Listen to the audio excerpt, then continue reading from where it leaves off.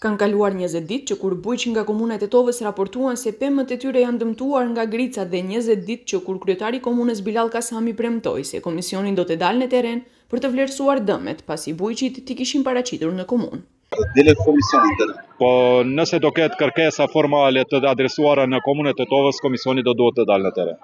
Bujqit ankohen se edhe pse i kanë paraqitur dëmet në komunë, asnjë komision nuk ka dalë për t'i vizituar.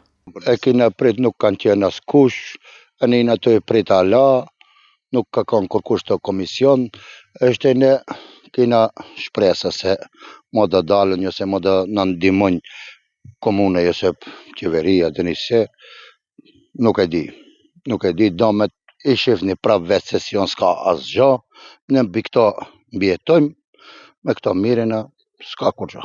Po, s'ka asnjë ndihmë, ne atëre s'dimë në gjithë bëm dhe t'ilom, kitë s'dim ka qëkëm, se pi këto kina të ardhur. Nga komuna thonë se komisioni nuk është formuar, pasi sipas tyre dëme kanë paraqitur vetëm 4 pemtarë. Premtojnë se atyre do t'u ndahen ndihma financiare përmes këshillit komunal. Aktualisht vetëm 4 persona kanë paraqitur kërkesa për dëm shpërblim si pasojë e ngricave të shkaktuara nga moti i keq. Për shkak të numrit të ulët të aplikimeve, nuk është formuar komisioni për vlerësimin e dëmeve. Megjithatë, si komunë jemi të përkushtuar të mbështesim qytetarët dhe po shikojmë mundësinë e kompenzimit të dëmeve përmes ndihmës financiare të siguruar nga Këshilli Komunal.